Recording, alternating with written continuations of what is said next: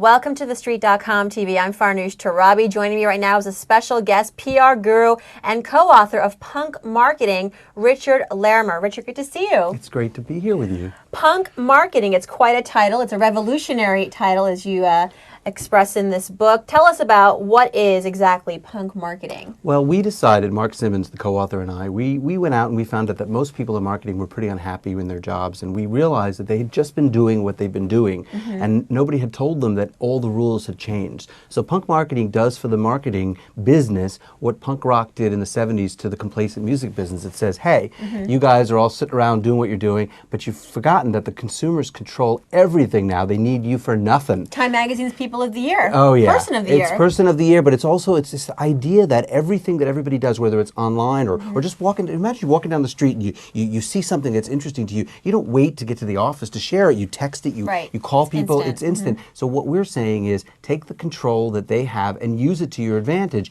And each of the revolutionary points in there on this, idea is that just like the communists had a manifesto, we have a manifesto for marketing. Well, let's go through some of these points. Sure. You have about 15 of them. We don't have time to go through all of them, but let's talk about the first one, which you say, avoid risk and die. Yeah, and not diet either. If you if you don't risk things, what you've done is you've put yourself in a position of being beaten down, because to go into a customer situation and say to them, look, here's the deal. We're the best, we're the coolest, we're the hottest, we're the cheapest. They don't care. They already know this. You have to be able to risk something about yourself, and it kind of like when you're dating. You have to sort of put yourself out there and be a part of the consumer's life. Beat them over the head and have them go, wait a minute, that's not something I thought of. Right. Now I want to know more. I.e. take risks. Take risks. All right, I like that. All right, good. Number 7 of your manifesto, make enemies. Yeah, we love it. Keep them close. Yeah, no, make the enemies. Make sure you know who you're up against. Beat the hell out of the competition. And also, don't always think that the enemy is someone. It could also be an idea. Like, look what Dove has been doing. They've made anti-aging the enemy. And they've been saying, it's all about real women, although I don't know what fake women are. They've made thin the beauty with their full-bodied women. And they've said, you know what's the enemy here? It's going against the fake. Right. And I think that's exactly what people have to start doing. They have to forget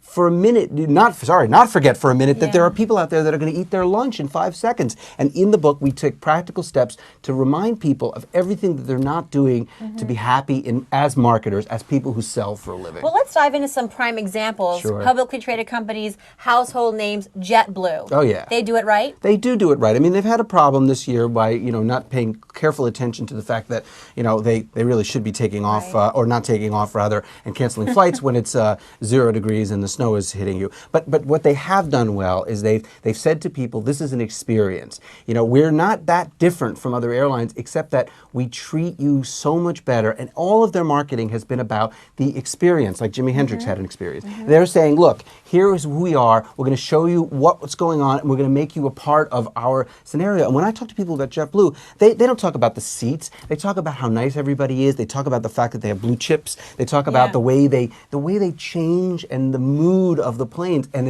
it's infused in everything they do. And I respect them, even with the mistakes they made this year.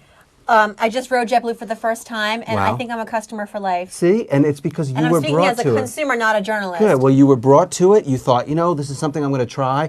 They've been very smart. They're growing a little fast. I hope they kind of hold back. They're going to have a big to-do this year when they open up the old TWA terminal. They're going to make it sort of the grand JetBlue thing. Certainly, it feels like a whole experience. Like, I forgot that I was at JFK for a second. See? And you know what's amazing is JetBlue is the largest provider of air. They do more airplanes at JFK than any other carrier, and yet you still think of them as a small airline because of the marketing. All right, very quickly, let's talk about Ford. Ford had the worst time of their lives in the last couple of years. I mean, they're number 55 out of 60 on a survey of how people rate them. And last year they said, you know what? We're going to show people warts and all. They started this documentary on FordBoldMoves.com where they let some real documentarian go to town and go into dealerships and talk to people about why they hated them, why they love them, warts and all. And I got to tell you, from a company that you'd never expect, a punk move. It worked for us. All right, Punk Moves. This is Richard Laermer, co-author of Punk Marketing, available in bookstores right now. Richard, very good to have you. Great, and I look forward to seeing you again. All right, this is